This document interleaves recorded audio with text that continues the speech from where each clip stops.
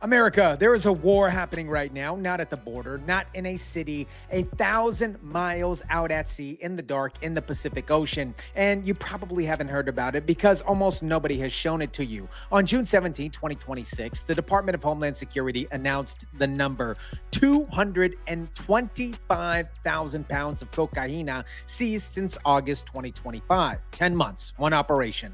The man running it called the people on those boats narco-terrorists. That is not a television word here. That is an official government word in an official government release on government letterhead. 93 million deadly doses stopped at sea before it even touched American soil. So why did the cable news only give it 30 seconds? And what happened when Congress tried to shut down the operation in the middle of the Pacific Ocean?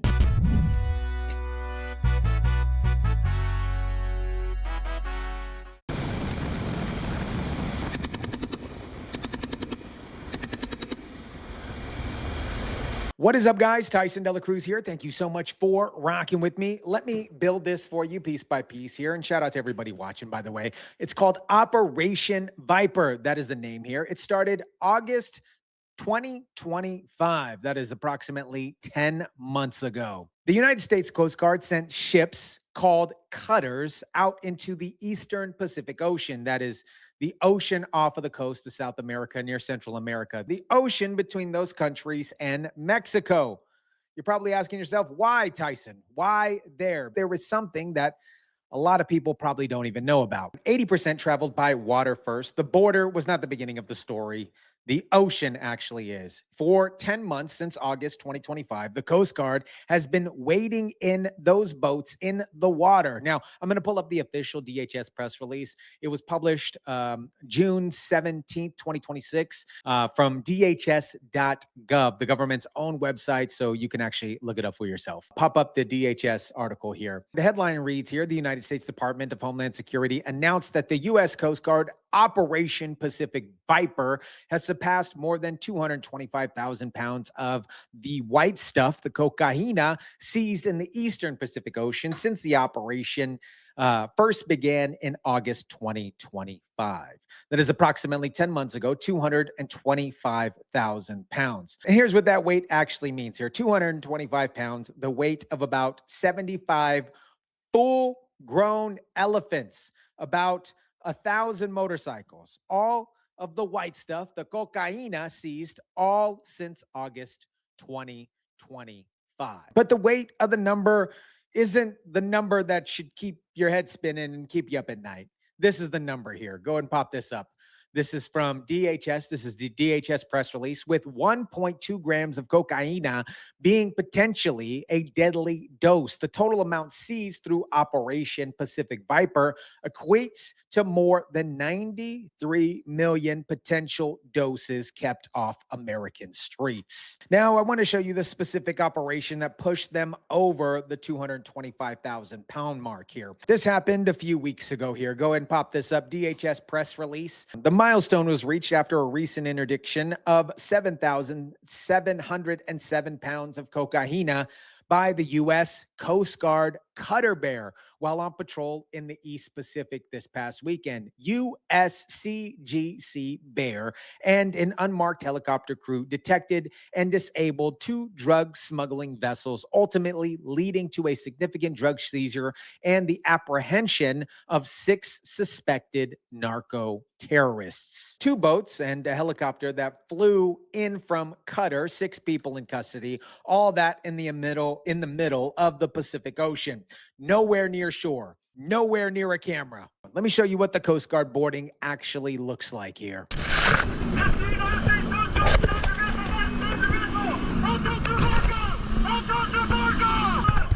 jettisoned! Get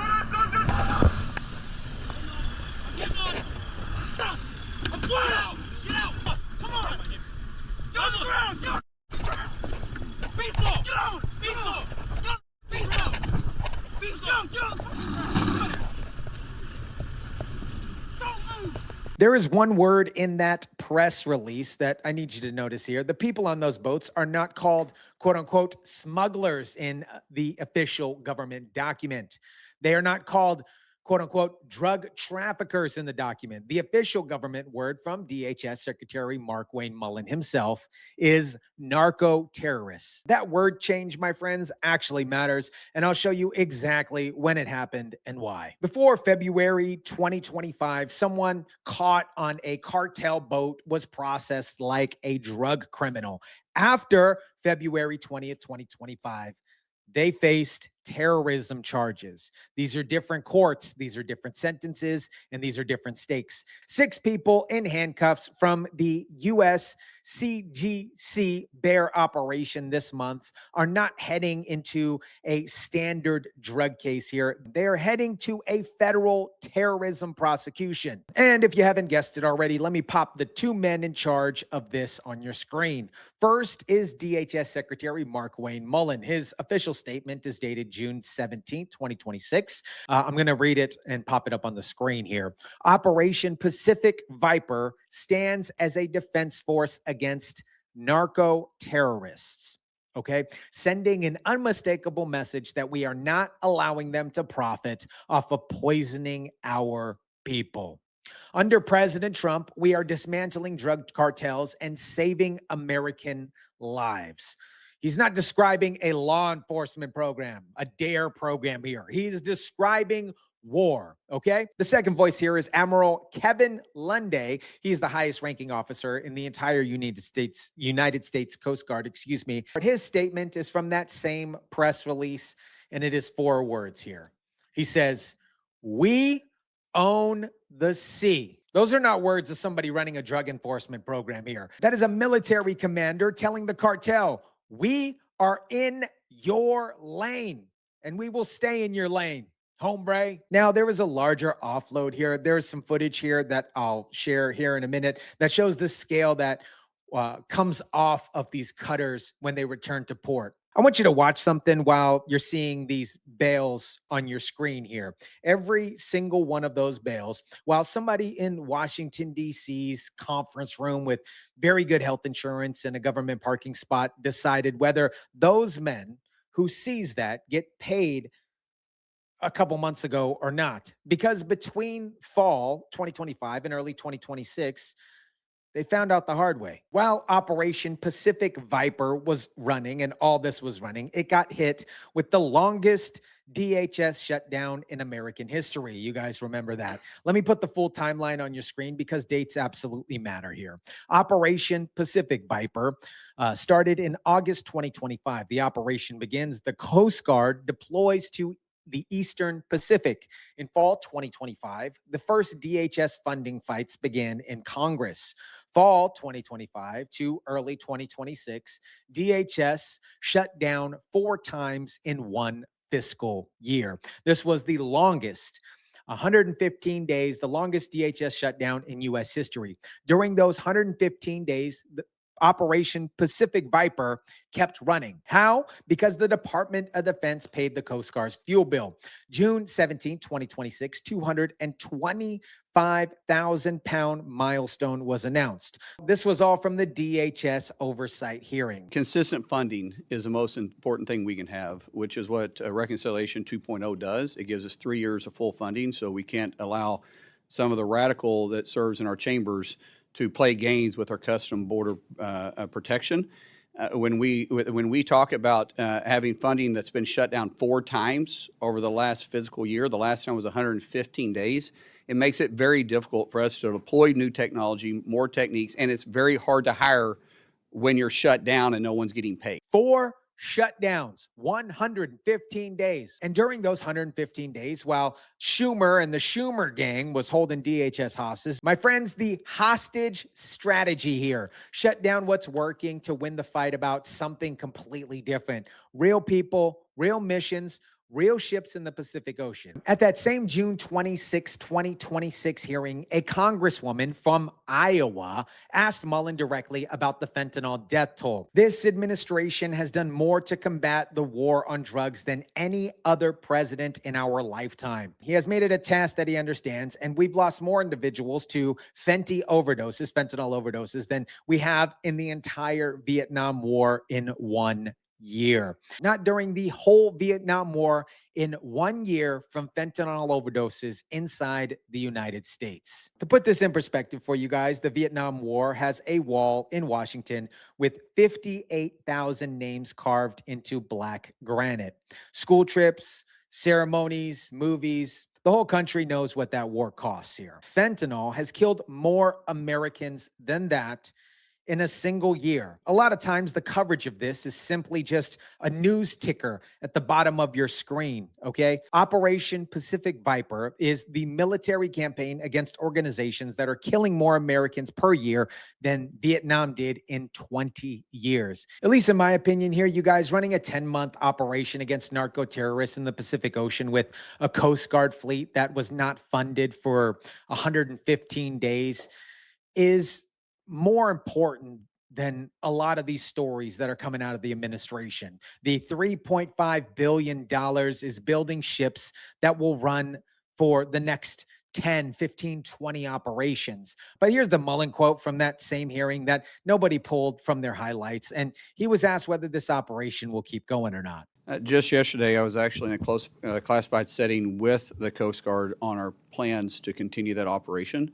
But it's a joint effort with DOW, with Coast Guard, with CBP, with ICE, because it's a ring. They don't the drugs doesn't just get to our shores and then dissipate. There's a ring that goes into our cities, into our towns, into our states and our communities, and then the cash flows back in and back out. And then a Republican congresswoman asked about the northern border. Listen to this number here. This is from the same June 26, 2026 hearing. And just the other day, we took enough fentanyl off our northern border from CBP that could kill 17 million Americans.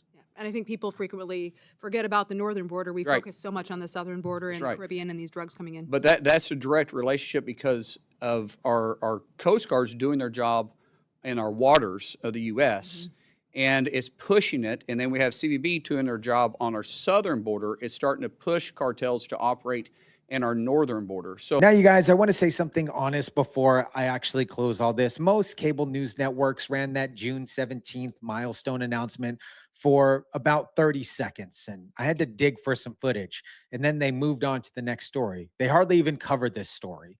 That is a 10-month military campaign against people supplying the drugs that kill more Americans than Vietnam did in a generation. 93 million deadly doses removed off the streets before they even hit American soil. 6 narco-terrorists in federal custody. Cutters running during a 115-day shutdown with the Pentagon covering the gas bill. And there's hardly any news coverage about it. And when there is, it's 30 seconds. America, 2 things before I go. Both happened after June 17th. One, the $2 billion at the June 26, 2026 hearing, 9 days ago or so, depending on when you're watching this. Congress asked Markwayne Mullin why the Coast Guard needed an additional $2 billion emergency requested amount on top of everything that already was passed. His answer had a line buried in it that nobody obviously covered here. And also on some reimbursement costs that we incurred during the shutdown. So while we're shut down, DOW was paying our fuel bill because we still had missions. Our international waters, it wasn't, they weren't patrolling themselves.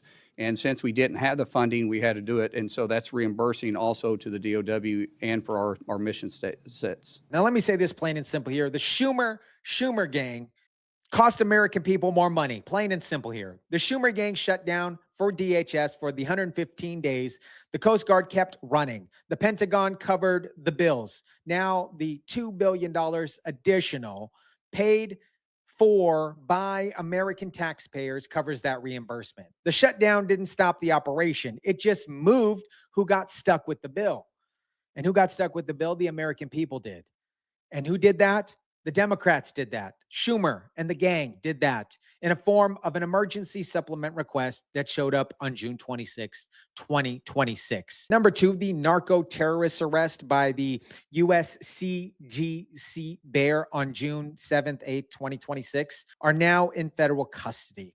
Because of Trump's February 20th, 2025 terrorist designation, they are not facing standard drug charges. They are facing federal terrorism-related charges. This has never happened at this scale before, ever. Their cases will set a legal precedent for how Americans prosecute every cartel boat crew that comes after them. If and when the charges hold, every go-fast boat operator in the Eastern Pacific knows what American handcuffs actually mean.